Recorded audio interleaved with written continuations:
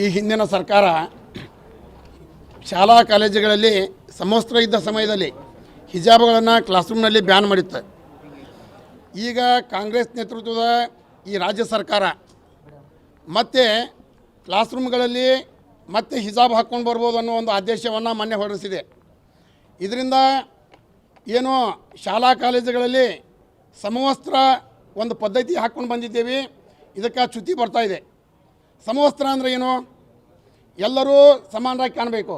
ಯಾವುದೇ ಜಾತಿ ಮತ ಪಂಥ ಬಡವ ಬಲ್ಲಿದ ಅನ್ನುವ ಒಂದು ಯಾವುದೇ ತಾರತಮ್ಯ ಅಲ್ಲಿ ಬರಬಾರ್ದು.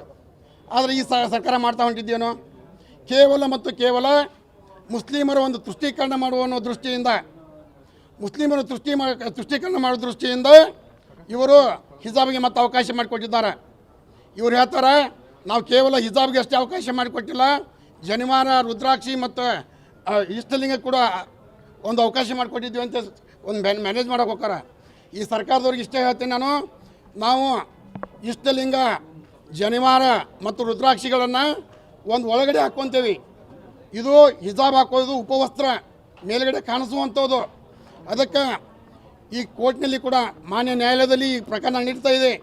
ನಡೆಯುವತ್ತಿನಲ್ಲೂ ಕೂಡ ಇವರು ಈ ಆದೇಶವನ್ನು ಹಿಂಪಡೆದು ಮತ್ತೆ ಹಿಜಾಬನ್ನು ಮತ್ತು ಜಾರಿ ಮಾಡಿದ್ದಾರೆ.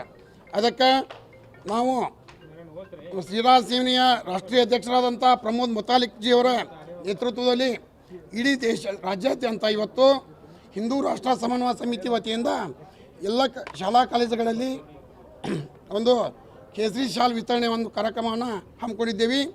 ಇದು ಇವತ್ತು ಪ್ರಾರಂಭ ಮಾತ್ರ. ಇದು ಪ್ರಾರಂಭ.